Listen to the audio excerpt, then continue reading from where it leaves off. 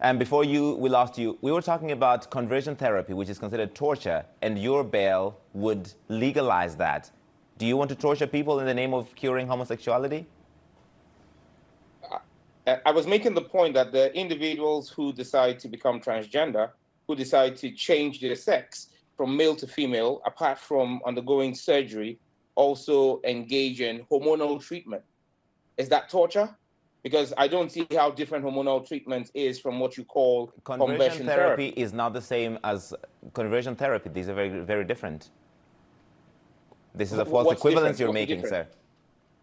No, what's the difference? I would need for you to I am not a medical expert, but it's been by UN experts who look into this have considered conversion therapy as torture. Expert, Larry, if you're not a medical expert, and I'm saying to you that we've spoken to the experts here in Ghana, and there is nothing different because conversion therapy is a hormonal treatment.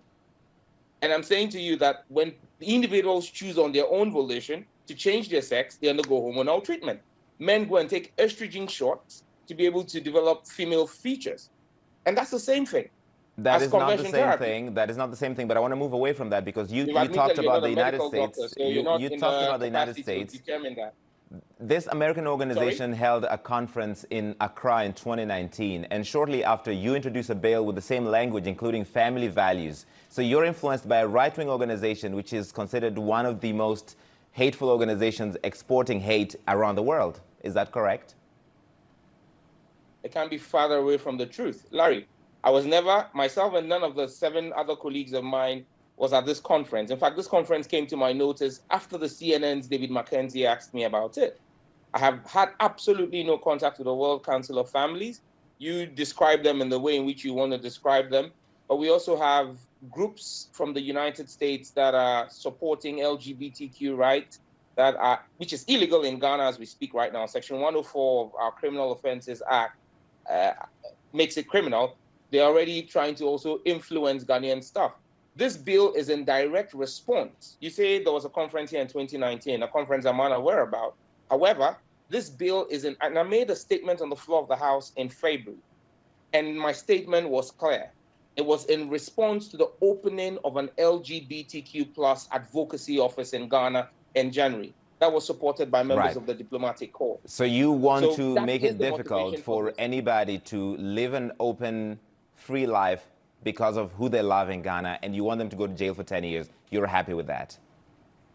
Well, you haven't read my bill. It's a misinformation to say that anybody who's found guilty of a homosexual act to go to jail for 10 years. That's a misconception you're peddling, and you should not do that. They can go to jail up to 10 years. This is just one of the many penalties that is in the bill, sir, that you're encouraging Ghanaians to report anybody who is suspected of being LGBTQ. Is that correct? Larry, I would advise that you put a job at what you're doing, okay? If you want to put a spin on a bill, right? This is my bill that I've passed before Parliament. I'm going to read to you Section 6.3 of the bill, or Clause 6.3 of the bill, or 6.2 of the bill. A person who commits an offense under paragraphs A, B, C, D, E, F, G of subsection 1, which is the section that lists all the offenses, commits a second-degree felony and is liable on summary conviction to a fine of not less than 750 penalty units and not more than 5,000 penalty units, or to a term of imprisonment not less than 3 years or not more than 5 years, or both. So when you talk about 10 years imprisonment for persons engaged in homosexual activities, you are misleading the world, and that's unfortunate. All right, so you think, okay, 10 years is too much, but 5 years is perfectly fine for somebody who's gay in Ghana to go to jail.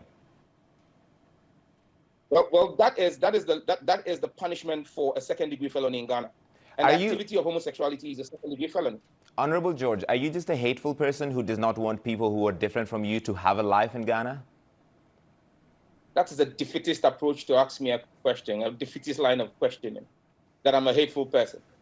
If I'm a hateful person, we will not be protecting the rights of persons with LGBTQ and saying that you should not, they have a right. They have a right to a fair trial before competent court of jurisdiction.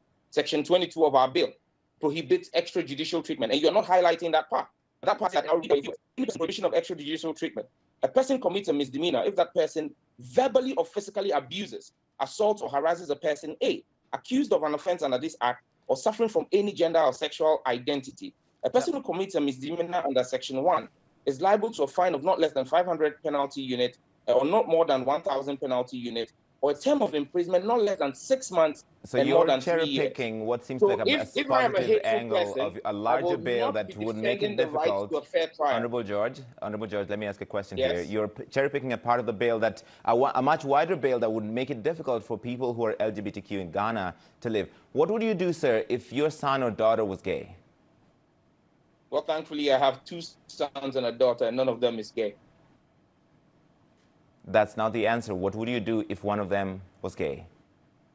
You're asking me to go into the world of abstracts. I'm a lawmaker. I deal with specifics. I deal with specific stuff. I don't deal in abstract.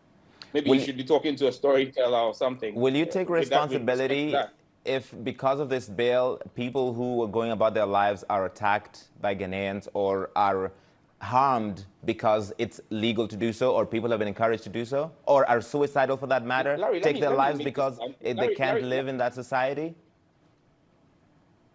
Well, Larry, let me answer your question. Earlier on, I was telling you that this year alone, as of June this year alone, 21 persons had been attacked and killed in the United States, where LGBTQ rights are legal. Ghana, sir. This is about Ghana, sir. So let's focus on Ghana. Well, if this is about Ghana, then stop trying to import American values into the reasoning of Ghanaian legislation. I am not an American. I am an African. I'm from Kenya. Well, Kenyan values are not the same as Ghanaian values. We have different values. I didn't say into Africa. I said into Ghanaian values. I'm a Ghanaian legislator. And just so you know, I represent a community or constituency that has 2 traditional areas. Before agreeing to push this bill, I met with my 2 traditional councils. I am a representative of the people who voted for me. The people who voted for me, the 2 traditional councils said to me, this is against our culture. The people who voted for you, Honorable George, and I have to go, the people who voted for you, of all the problems they have in your constituency, is this the major issue for them? Is this the thing they're most concerned about? Well, this is one of the major issues for them, because the government of Ghana in 2020 spent $200 million subsidizing the cost of antiretroviral drugs for persons who have HIV/AIDS. The Ghana AIDS Commission is telling us that men having sex with men, MSMs, homosexuals, are leading the surge in HIV prevalence in Ghana. $200 million could have fixed the water problem in my constituency. Okay, we're going to have to leave it there. Sam George, thank you for your time, sir. We appreciate it.